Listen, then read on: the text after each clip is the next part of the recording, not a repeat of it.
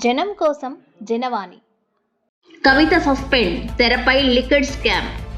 BRS party నుంచి MLC కవితను suspend చేయడం రాష్ట్ర రాజకీయాల్లో సంచలనం రేపుతోంది.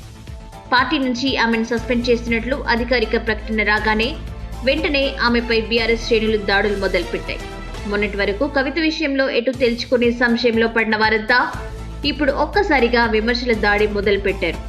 గల్లీ నుంచి స్టేట్ లీడర్ల వరకు కవితపై విమర్శనాస్త్రాలు సంధిస్తున్నారు.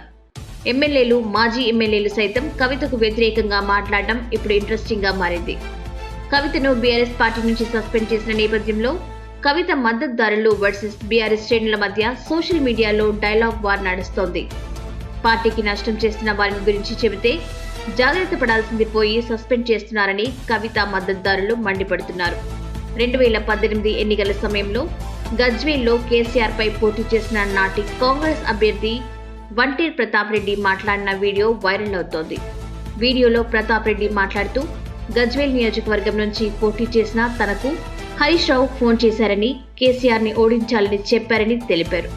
ఎన్నికలకు అయ్యే ఖర్చు మొత్తం చూసుకుంటానని, అంతేకాకుండా అన్ని విధాలుగా అండగా ఉంటానని, కేసీఆర్ ఓడిపోతే అంతా మనదేనని తమకు ఫోన్లో హరీష్ రావు చెప్పారని వంటేరు ప్రతాప్ రెడ్డి అప్పట్లో ఆరోపించారు.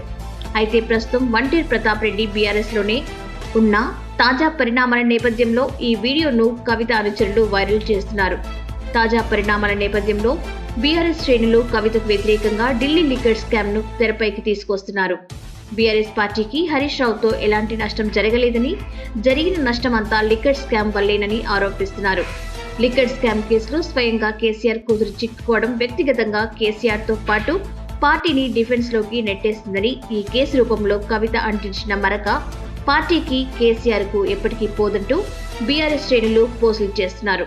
విమర్శలు, ప్రతి విమర్శలతో కవిత వర్సెస్ బీఆర్ఎస్ మధ్య పాలిటిక్స్ రసవత్తరంగా మారాయి.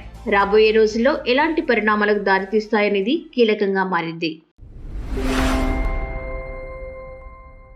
జనం కోసం జనవాణి.